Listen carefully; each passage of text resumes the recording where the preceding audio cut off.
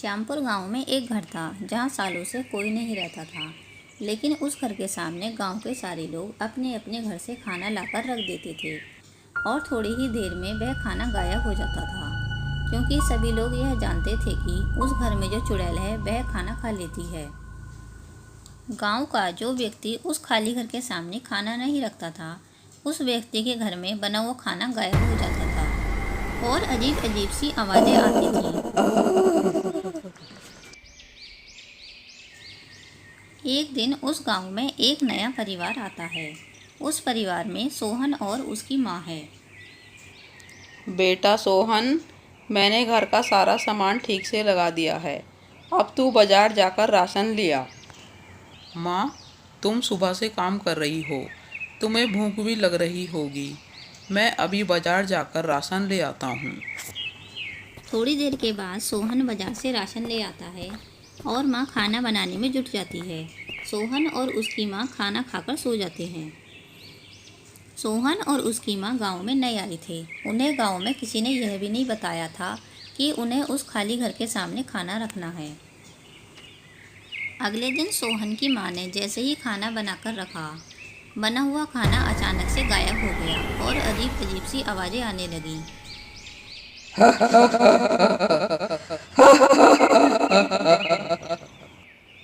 सोहन, बेटा सोहन, जल्दी आ। माँ, क्या हुआ और तुम इतनी घबराई हुई क्यों हो? बेटा सोहन, मैंने जैसे ही खाना बनाकर रखा, सारा खाना गायब हो गया और अजीब अजीब सी आवाज़ें आ रही हैं, जैसे कोई हंस रहा हो। माँ, ऐसा कैसे हो सकता है? आप मेरे सामने खाना बनाओ, फिर मैं देखता हूँ खाना कैसे गायब होता है।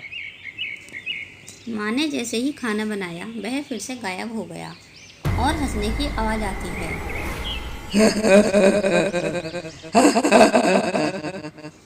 हंसने की आवाज़ सुनकर सोहन चौंक जाता है।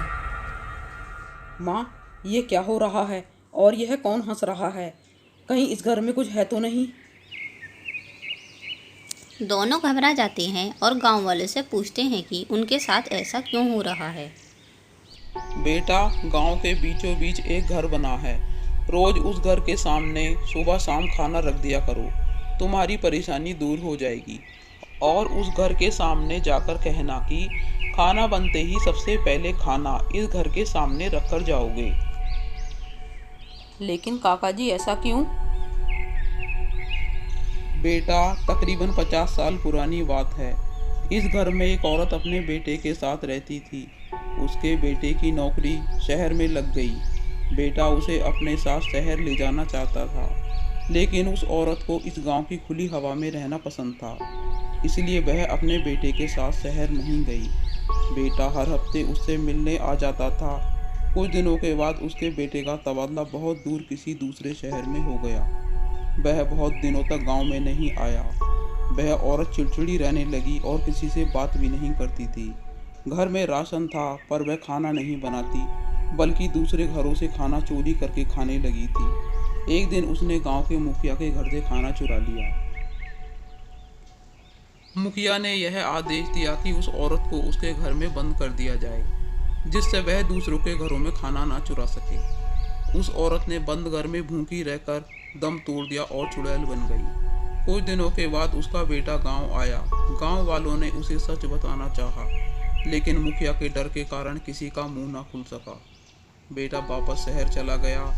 बेटा, तब से ही उस घर के सामने सबको खाना रखना पड़ता है। जो ऐसा नहीं करता उसको वह चुड़ैल बहुत परेशान करती है। काका, आप लोगों ने कुछ उपाय नहीं किया जिससे उसे मुक्ति मिल जाए और वह गांव छोड़कर चली जाए? बेटा, हमने बहुत कोशिश की, लेकिन वह चुड़ैल इस गांव को छोड़कर जाने के लिए तैयार नहीं है। धन्यवाद काका जी, अब मैं अपने घर चलता हूँ। सोहन अपनी माँ के साथ घर आ जाता है और अपनी माँ से अच्छे अच्छे पकवान बनाने के लिए कहता है। बेटा, आज कोई त्योहार है क्या जो तू अच्छे अच्छे पकवान बनवा रहा है? नहीं माँ, त्योहार तो नहीं है। बस आप रोज़ अच्छे अच्छे पकवान बनाइए और मुझे एक थाली परोस कर दे देना। सोहन की माँ को कुछ समझ में नहीं आता है कि आखिर सोहन क्या कर रहा है। आप परेशान मत हो माँ, सब ठीक है। मैं यह पकवान इसलिए बनवा रहा हूँ, जब हम इस चुड़ैल को यह खाना खिलाएंगे तो उसे कितनी खुशी होगी। सोहन खाने की थाली लेकर जाता है और चुड़ैल के घर के बाहर जाकर कहता है, माँ बाहर आओ, मैं तुम्हारे लिए अच्छे अच्छे पकवान लाया हूँ। मैं तुम्हें अपने हाथों से यह पकवान खिलाऊंगा, जल्दी बाहर आओ। तू मुझे अपने हाथ से खाना खिलाएगा? रात तो तूने मुझे खाने को पूछा तक नहीं। तू और तेरी माँ अकेले ही खाना खा के सो गए।